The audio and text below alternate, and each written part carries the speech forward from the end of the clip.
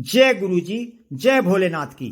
जिंदगी आसान हो जाती यदि जीवन साथी समझदार होने के साथ साथ समझने वाला भी मिल जाता।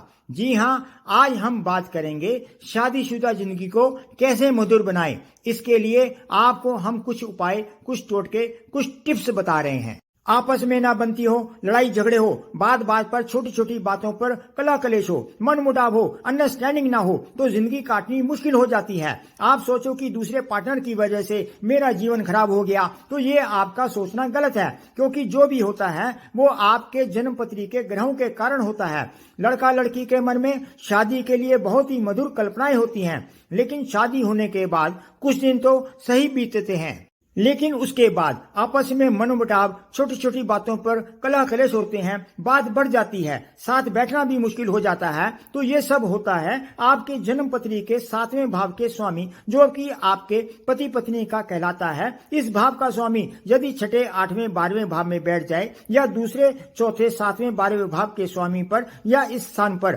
कुरु ग्रहों की दृष्टि हो और जब ये ग्रह ज्यादा ही पीड़ित हो जाते हैं तो बात तलाक तक पहुंच जाती है। दोनों ही जीवन रूपी गाड़ी के पहिए हैं, दोनों का सामंजस्य बिठाकर ही जीवन रूपी गाड़ी को चलाया जा सकता है। जब रिश्ता मधुर होता है तो सारा जीवन भी कम लगता है, और अगर बुद्धि गलत रास्ते पर चलती है तो रिश्ता खराब होता है, बात बात पर खटास होती है, बात तलाक तक पहुंच जाती है। अपने इस रिश्ते को मधुर बनाइए, आपको यश, मान, सम्मान, वैभव, मान, प्रतिष्ठा सब मिलती है। और अगर ग्रह दशाएं खराब चल रही हो तो अपने बुद्धि विवेक से निर्णय लीजिए।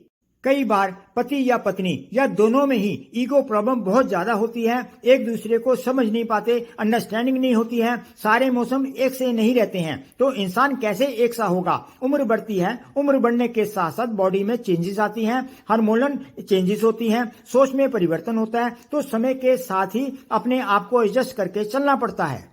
कई बार पति पत्नी छोटी छोटी बातों पर लड़ पड़ते हैं, जैसे तुमने यहाँ सामान क्यों रख दिया था, तुमने यहाँ से सामान क्यों नहीं उठाया, तुम मेरी बात नहीं मानती हो या तुम मेरी बात नहीं मानते हो, तुम बहुत बोलती हो या तुम बहुत बोलते हो, तुम बहुत टोका टाकी करती हो, शक करती हो या तुम बहुत टोकते हो, शक करते हो। कई बार संबंध बनाने या नाम बनाने पर भी झगड़ा हो जाता है। लड़ते रहो पर साथ रहो, प्यार से रहो, यही जिंदगी है। आइए हम आपको कुछ यहाँ उपाय, कुछ टोटके बता रहे हैं, लेकिन इसके साथ साथ आपको भी अपने आप में कुछ परिवर्तन लाना है, एडजस्ट करना है। वीडियो पसंद आए तो लाइक कीजिए, चैनल को सब्सक्राइब कीजिए और कमेंट बॉक्स में जय भोलेनाथ का जयकारा लगाइए। तो लीजिए, आइए शुरू करते हैं। एक दूसरे को भरोसे में लें, कोशिश करें कि छोटी छोटी बातों के बड़े बड़े इशू ना बने, एक दूसरे को बातों बातों में टोक ना मारें, तंज ना कसें और ना ही एक दूसरे को नीचा दिखाने की कोशिश करें। एक दूसरे का मान सम्मान करें, हर बात पर अपनी मनवाने की कोशिश ना करें, दूसरे की भावनाओं को समझें, एक दूसरे की कमियों को ना निकालें, दूसरे की अच्छाई को पहचानें और उसको प्रोत्साहन दें। आपको लगे कि आपका जीवन साथी आपकी बात नहीं मानता है, आप पर ज्यादा दबाव बना रहा है, तो आप गायत्री मंत्र का जाप करिए। जाप करने से आपकी विल पावर स्ट्रांग होगी, आपका ऑरा स्ट्रांग होगा, तो सामने वाला आपकी बात को सुनेगा और मानेगा। ईगो प्रॉब्लम हो तो सूर्य को रोज तांबे के पात्र में लाल पुष्प या रोली, थोड़ा गुड़ डालकर आरती दें। प्रार्थना करें, आपके जीवन में भी मिठास आएगी। एक शहद की शीशी में थोड़ी शक्कर डालें, थोड़ी गुलाब की पंखुड़ियां डालें, छोटे से भोजपत्र पर दोनों का नाम लाल कलम या लाल चंदन से लिखकर शहद में डुबोकर ढक्कन बंद करके शीशी बेडरूम के साउथ वेस्ट कॉर्नर में रखें या पीपल या बड़ के पेड़ के पास दबा दें। लड़ाई झगड़े खत्म होंगे, मिठास आएगी। 7 तरह के अनाज, सप्त धान बराबर लेकर उसमें शक्कर मिलाकर रोज पक्षियों को डालें, उनसे दुआ मांगे। आपके गुरु ग्रह शुभ होंगे, आपके रिश्तों में मधुरता आएगी। शिव पार्वती जी का मौली से गठबंधन करें, शिव जी का समय समय पर अभिषेक करवाएं, आपके रिश्तों में मधुरता आएगी। एक लव बर्ड्स का जोड़ा कांच का हो या एक चांदी के हाथी का जोड़ा नीची सूंड का अपने बेडरूम में रखें, पति पत्नी में प्यार बढ़ेगा, अंडरस्टैंडिंग बढ़ेगी। घर में फटे पुराने जूते चप्पल हटाएं, छत पर कबाड़ ना रखें, इससे राहु खराब होता है, कलह कलेश होता है। छोटी छोटी बातों पर झगड़ा हो तो रोज पानी में सेंधा नमक डालकर पोंछा लगाएं, नेगेटिविटी दूर होगी। कुछ ही दिनों में घर का कलेश खत्म हो जाएगा। आपके बेड के सामने शीशा मिरर नहीं लगा होना चाहिए, इससे रिश्तों में दरार आती है। अगर लगा हो तो रात को सोते समय शीशे पर पर्दा डाल दें। सोते समय आपके पैर दक्षिण दिशा में नहीं होने चाहिए, इससे घर में कलह कलेश होता है। कोशिश करें आपका सिर पूर्व या दक्षिण दिशा में हो।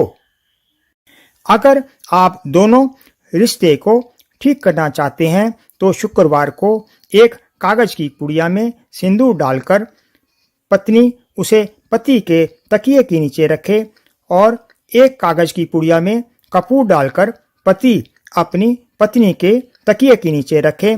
सुबह पति कपूर को जला दे और पत्नी सिंदूर को घर से बाहर फेंक दे। नेगेटिविटी दूर होगी, नजर लगी हो तो दूर होगी, आपस में प्यार बढ़ेगा।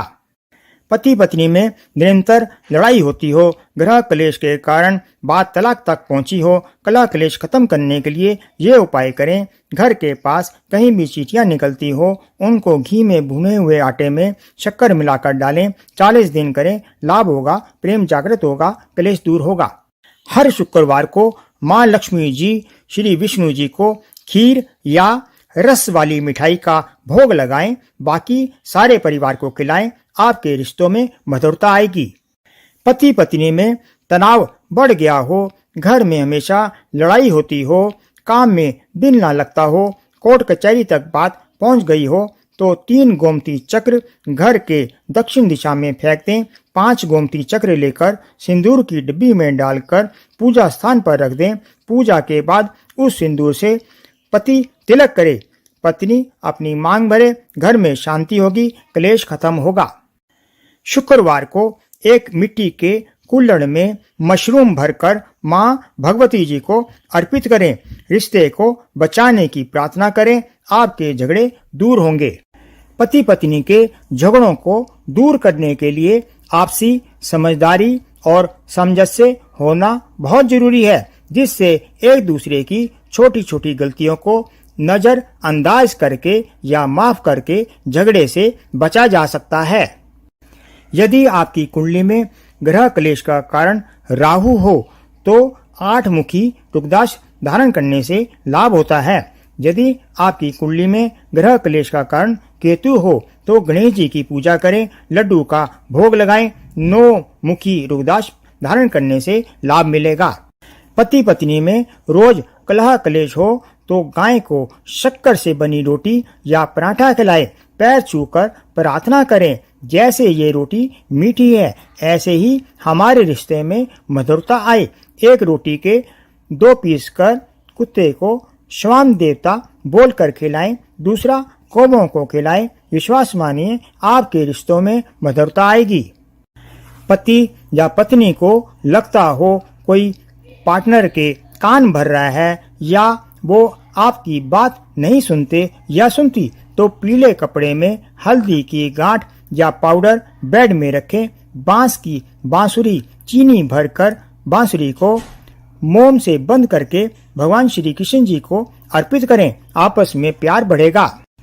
गुलूकंद का पान बिना कत्थे चूने के 27 दिन मंदिर में शिव पार्वती जी को अर्पित करें। पार्टनर की फोटो पर केसर या चंदन से तिलक करें, दूरियां आड़े नहीं आएंगी, आपके रिश्तों में मधुरता आएगी, कलह क्लेश दूर होगा, एक दूसरे की बात को समझेंगे। कई बार मंगल राहु की वजह से पति पत्नी में गुस्सा आता है, जरा जरा सी बात कलह क्लेश होता है तो बरगद के पेड़ पर मीठा दूध डालें और गीली मिट्टी का तिलक अपने माथे पर करें, कलह क्लेश दूर होते चले जाएंगे। कौवों को वेज या नॉन वेज अपने सिर पर से दोनों या पति पत्नी के सिर पर से उल्टा वार कर खिलाएं, मतलब कौवों को अपने पास बुलाकर खिलाना है। आपके रिश्तों की, घर की सारी परेशानियां, कलह क्लेश दूर होगा, प्यार बढ़ेगा। आप जानते हो कौवों का आपस में कितना प्यार होता है, ऐसे ही प्यार आपस में बढ़ेगा। कुंडली में चौथा घर माँ का और घर की सुख शांति का होता है। माँ का आशीर्वाद लो। कभी कभी गंगा जमुना में स्नान करें, चावल दूध पुष्प अर्पित करें, आपके घर में सुख शांति आएगी। मोर पंख का एक जोड़ा भगवान कृष्ण जी को अर्पित करें और एक जोड़ा अपने बेडरूम में रखें, आपके रिश्तों में प्यार बढ़ेगा। सेंधा नमक पानी में डालकर किसी बाउल में बेडरूम में रखें, सुबह पानी बदलें, घर की नेगेटिविटी दूर होगी, कलह क्लेश दूर होगा। लोटे में चावल मूंग भर कर थोड़ा गुड़ डालकर लाल चंदन से लोटे को रंग कर पति पत्नी कुछ लाल वस्त्र पहनकर मंगलवार को हनुमान जी को अर्पण करें, प्रार्थना करें। दोनों के बीच की दूरी, गलतफहमी, कलह क्लेश को दूर करें। आपकी कलह क्लेश मंगल, चंद्रमा, बुध के कारण हो तो वे भी शुभ हो जाएंगे। हनुमान जी के आशीर्वाद से सब ठीक हो जाएगा। एक कागज पर पार्टनर की शिकायतें लिखकर 11 दाने चावल के रखकर कागज को मोड़ तह बनाकर शिव मंदिर में शिवलिंग पर रख दें। धीरे धीरे शिकायतें कम होनी शुरू हो जाएंगी। आज बस इतना ही। अगली वीडियो में नई जानकारी के साथ फिर मिलेंगे। जय गुरु जी।